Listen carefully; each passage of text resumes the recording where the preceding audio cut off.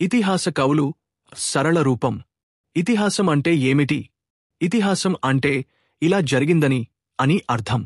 పూర్వకాలలో జరిగిన సంఘటనలు, రాజవంశాల చరిత్ర, మంచి చెడు బోధించే ధర్మగాథల్ని కథల రూపంలో వివరిస్తుంది. ఉదాహరణకు రామాయణం, మహాభారతం. తెలుగులో మొదటి ఇతిహాసం ఆంధ్ర మహాభారతం. ఇది సంస్కృతంలోని వ్యాస మహాభారతాన్ని ఆధారంగా చేసుకుని రూపొందించబడింది. దీనిని రామాయణం తరువాత రాశారు. మహాభారతాన్ని పంచమ వేదం అని కూడా అంటారు. మహాభారతాన్ని తెలుగులోకి తేవడంలో ముఖ్యమైన ముగ్గురు కవులు కవిత్రయం. నన్నయ, తిక్కన, ఎవ్వువన. 1 నన్నయ 11వ శతాబ్దం మొదటి తెలుగు కవి, ఆదికవి. తూర్పు చాళుక్యుల రాజు రాజరాజనరేంద్రుని ఆస్థాన కవి. అతని రచనలు ఆదిపర్వం, సభాపర్వం, అరణ్యపర్వం కొంతవరకు.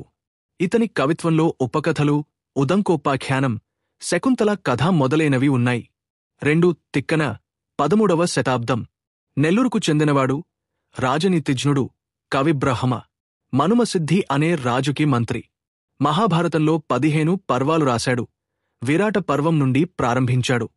ముఖ్యమైన ఉపకథలు కీచక వధ, సంజయ రాయబారం, అభిమన్యు వధ. తిక్కన కంద పద్యాలకు ప్రసిద్ధుడు. శిష్యుడు కేతన, దశకుమార చరిత్రం అంకితం. 3 ఎహ్యొన 14వ శతాబ్దం చెదలవాడ వంశస్థుడు, ప్రోలయ వేమారెడ్డి ఆస్థాన కవి. బిరుదులు శంభుదాసుడు, ప్రబంధ పరమేశ్వరుడు.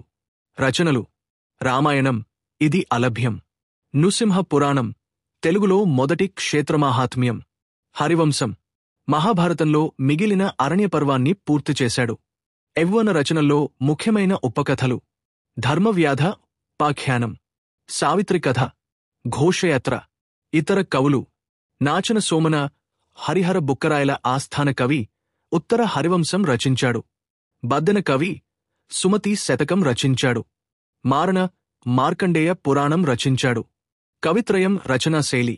కవిత్రయం భారతాన్ని అనువాదంలా కాకుండా అనుసూజనగా, సృజనాత్మకంగా, మూల విశ్లేషణ, విస్తరణ, తెనిగింపు, కావ్య రూపం వంటి పద్ధతుల్లో రాశారు.